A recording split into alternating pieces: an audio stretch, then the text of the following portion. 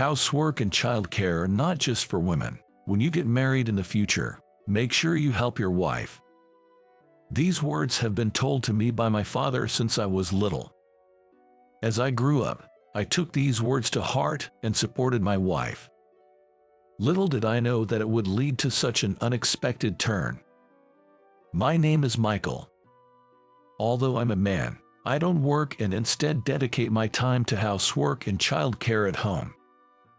You could say I'm what's known as a stay-at-home dad. In exchange, my wife, Lisa, is a career woman who excels at her job. I grew up in a household where both of my parents worked. However, a few years after I was born, my mom's job became more demanding. Additionally, her workplace was over an hour away from our home. She couldn't find a time to do housework and childcare as she used to. So, after discussing it, my parents decided that my dad would take on the primary role in housework and childcare. Since my dad had a shorter commute and his job wasn't as demanding, he had more time to spare for housework and taking care of us. By the time I was aware of it, it had become normal in our household for my dad to handle the housework and childcare. When I got home in the evenings, I would find my dad cooking dinner in the kitchen. This was a usual scene in our home. Being an everyday cook, my dad was good at it and made delicious meals. He would make a variety of dishes, from pasta to beef stew, and many more. On weekends, my dad would take me to the park to play together. He was also the one who attended school events. I remember standing out at my first school open house in elementary school because my dad was the only father there. At that time, when another child asked, "Why isn't your mom here?" I realized that my family was a bit different from others. After the open house, I asked my dad why, and he explained the situation to me. "Your mom couldn't come because of work, but she cares about you a lot, whether it's a man or a woman. It doesn't matter who does the housework and childcare. When you get married in the future, make sure you help your wife," he said with a smile. As a child, I felt that even though my family was different, I was perfectly happy with how things were. I never wished to change or dislike my family. Although my mom was always busy, she would take us to amusement parks or zoos on her rare days off. I could clearly feel my mom's love for me. As I got older, I was asked to help with the housework. In today's world, it's good for men to know how to do housework. Knowing how to do household chores will never be a disadvantage in the future. When I was told that, I thought becoming independent was still a long way off, and it seemed like a hassle. Back then, playing with friends was definitely more fun. But I had to do it because my dad developed back pain. Once I started doing it, I realized how hard housework was. There were endless tasks like laundry and cleaning. I realized that each task had its own set of procedures that I needed to remember. Moreover, I noticed that it required quite a bit of physical effort. I was in charge of cleaning and laundry, and I found cleaning to be particularly tiring. The idea that indoor tasks would be easy was quickly dispelled. For the first week of helping out, I was overwhelmed just by completing the tasks assigned to me. It amazed me that my dad had been doing this heavy labor every day. To be honest, housework was nothing but a pain for me at that time. I just wanted to finish quickly and go out to play. That was when I realized. I've never heard Dad complain about housework being hard. Maybe it's not tough for him, I wondered. When I actually asked my dad, he shook his head and said, "Yes, housework is hard for me too. When I first started, I wasn't good at it and often burned the food. It ended up making your mom worry more." "So why did you keep doing it?" "Because I wanted to support Mom. She works really hard at her company. Naturally, she's exhausted when she comes home. I wanted to help her out even just a little. If I do the housework, it reduces Mom's burden. You like Mom, don't you, Michael? If you try hard, it will make Mom happy." "Got it. I'll try to do it with that mindset. From then on, I changed my attitude and started doing housework more diligently. Even the toilet cleaning, which I disliked the most, I tried to do as carefully as possible. Then, I realized that I felt a sense of accomplishment when I finished. Looking at the clean toilet made me feel refreshed. Doing housework properly feels good, I thought. Thus, while it was tough, I started to find joy in doing housework and became more proactive in helping out. My dad thanked me, saying, "It really helps that you have been helping out more lately." It seems like Mom also heard about my efforts from Dad. "You helping out shows how much you've grown. Thank you." I was very happy when I was told this. I became even more motivated to do housework, especially cooking, which I got really into. Dad always did the cooking because it involved using knives and fire, and it was considered difficult. But I wanted to make Mom happy by cooking for her birthday, so I asked Dad for help. Dad agreed to help if it was for that reason. The dish I made was spaghetti. It's Mom's favorite and easy for beginners to make. My only experience with a knife was a little bit in home economics class, so Dad had to teach me everything step by step. Cutting the vegetables was hard, but I managed to finish it without any major mistakes. As I plated the dish and waited for Mom to come home, she arrived shortly after. "Happy birthday." I greeted her with celebratory words, and she was very happy. "Today's meal is your favorite spaghetti. Guess who made it?" When Dad asked, Mom looked surprised. "Could it be Michael made it?" "That's right. It's my birthday present to you." When I said that, not only was Mom surprised, but she also had tears in her eyes. "I can't believe it. You used to just play around. This is truly the best birthday present." Receiving such high praise from Mom made me very happy. I'm so glad she's happy. I want to improve my cooking skills and make Mom and Dad happy, I thought. This experience led me to start helping out with cooking. At first, I made relatively simple dishes, but gradually I started making more elaborate meals. By the time I was in middle school, I could handle making dinner on my own. By then, I had also come to love cooking itself. I not only modified recipes Dad taught me but also created original dishes. Gradually, I became interested in a career related to food, and when I started job hunting in college, I focused on food companies. Fortunately, I got a job at a major food company. Even after joining the company, my love for cooking remained. I made my own lunch every morning and ate it during lunch break. One day, while eating at the office, my colleague Lisa asked me about it. "Hey, who made that lunch for you?" "Oh, I made it myself." "Really? It's so elaborate and has so many different things. I thought maybe your mom made it for you." "I live alone, so it's not my mom," I said with a laugh, and Lisa responded, "That's amazing. I'm not that good at cooking, so I'm a bit jealous. Do you want me to teach you? It's quite easy once you get the hang of it." I sent some recipes I had saved on my phone to Lisa's phone. "Thank you. I'll try making it right away." Lisa said that and left with a happy look. The next day, when I approached Lisa while she was eating her lunch, I noticed a slightly burnt hamburger in her lunchbox. "Oh, don't look at this." Lisa quickly hid her lunchbox when she saw me. Sorry. I followed the recipe you gave me, but I ended up burning it. The taste is also bland. Can I watch you cook next time? I want to get a little better at cooking." Sure." I was surprised by the sudden request but had no reason to refuse, so I agreed. On our next day off, I invited Lisa to my house and taught her how to make hamburgers.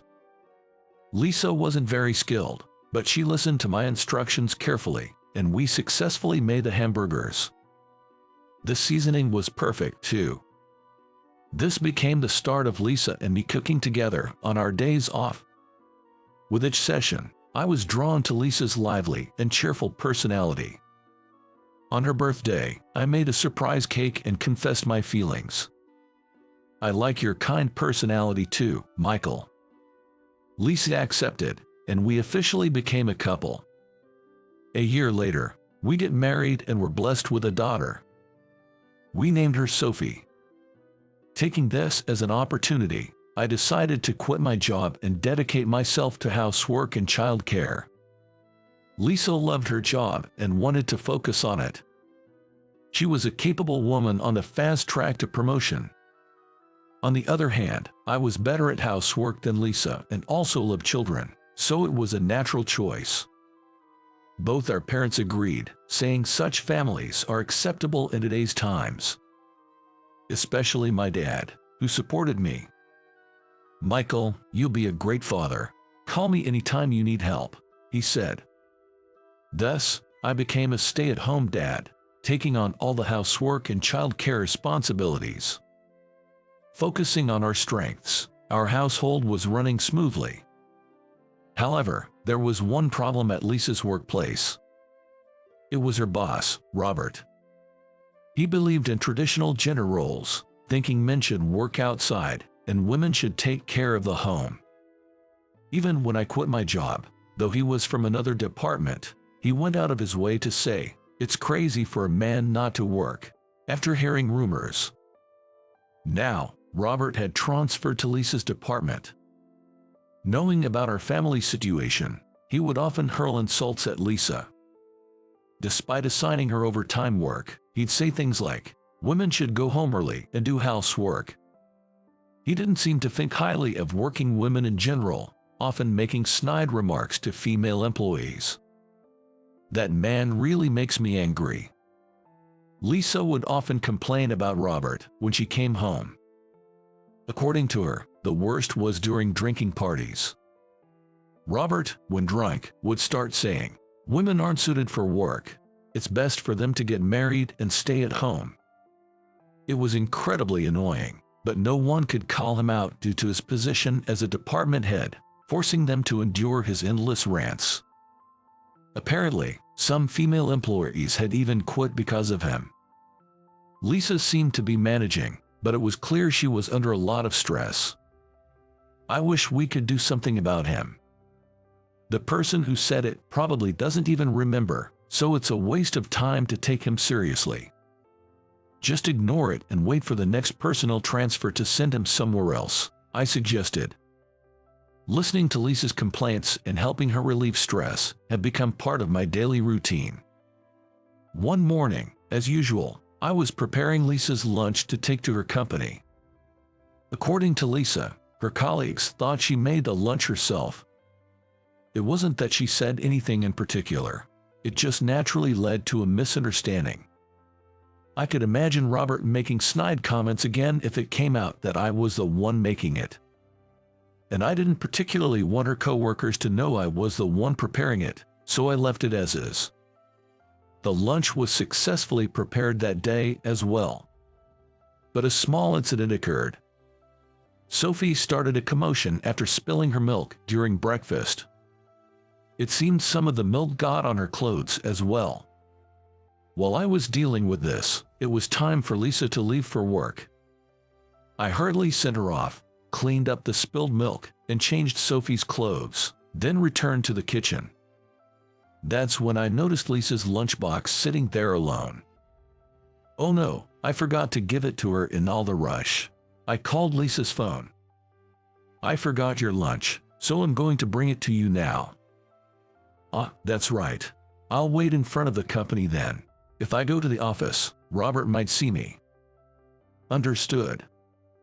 It was about time to drop Sophie off at daycare, so I could stop by the company afterward. I put Sophie in the lunchbox in the car and headed to the daycare. Then, I drove to Lisa's company. Upon arrival, Lisa was waiting in front of the company. I parked the car and handed her the lunchbox. "Sorry I forgot to give it to you when we left the house." "It's okay. You always make it for me, so no worries." With that, the trouble was resolved.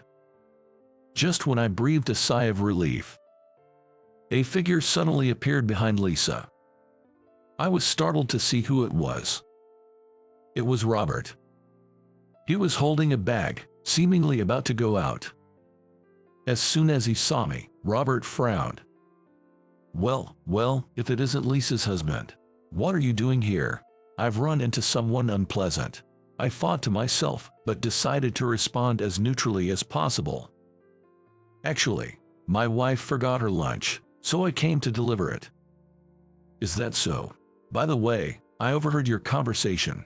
Are you the one making lunch every day? Yes, that's right. I'm probably going to get a few snide remarks now, I thought. As expected, Robert started ranting, snorting disdainfully. Are you a full-time house husband? A man not working and just staying at home is a burden to society. Making lunch is supposed to be a woman's job. It's disgraceful for a man not to work and just do household chores. You have a child, don't you? Can a child grow up properly in such a household? He went on and on as if he had been waiting for this moment. What's wrong with a man doing housework? It's not causing any trouble at the company, I thought. I was furious but thought it was not wise to argue back here. Making a scene could negatively affect my wife's position at her company. I was about to deflect a comment lightly when Lisa shouted. Enough is enough, Lisa exclaimed loudly.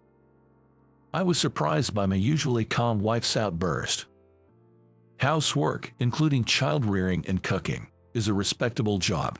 We have discussed and agreed upon this division of labor in our household. Please don't meddle in our family's decisions. Besides, my husband being a stay-at-home dad doesn't inconvenience you, Robert. So please leave us alone, Lisa said firmly. Robert, taken aback by her assertiveness, mumbled something and walked away. Lisa calmed down and apologized. Sorry for raising my voice. I was just so angry. No, it's fine. If anything, I'm grateful. Thank you. I was genuinely relieved Lisa had spoken up, but I worried about the repercussions of standing up to her boss. Unfortunately, my concerns came true. Since that incident, Lisa became a bigger target for Robert, facing an onslaught of daily harassment. About a month later, Lisa was visibly exhausted. Moreover, it became clear from the newly announced personnel changes that Robert would not be transferred. Why don't you quit the company?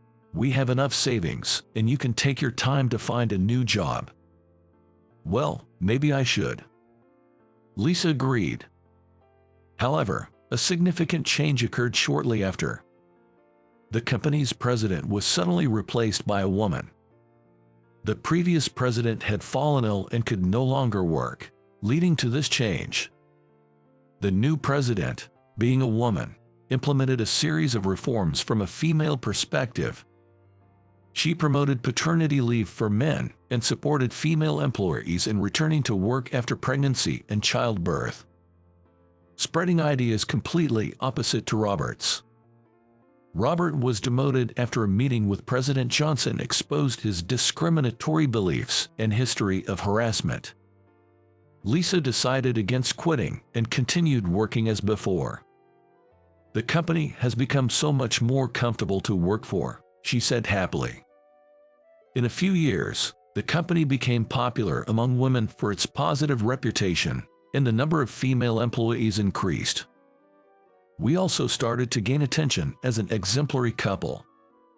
As proof, I was interviewed for the company newsletter, where I shared my views on housework and childcare. After the newsletter was published, I became known throughout the company group as a commendable stay-at-home dad. Furthermore, the reputation spread externally. Thankfully, I was approached by the media and started writing a column on childcare and housework in a magazine. Initially anxious, I managed with the editorial team's help. I hope my experiences can help others. My parents were delighted when I informed them. I'm so glad to see you've become a great father. My dad even called and said. Interestingly, There seemed to be a change in Robert too. When Lisa had to meet him for work, he apologized for his previous harassment. After being demoted, he explained the situation to his wife, who left him due to his arrogant attitude. Facing the challenges of housework alone made him realize its difficulty. After convincing his wife to return, he began helping with housework. When he asked me for housework advice, I couldn't believe what was happening. Lisa was amazed. In any case, it's great that things have improved. Our family might be a bit unconventional, but Lisa and I are doing what we love. I want to continue protecting this happy home.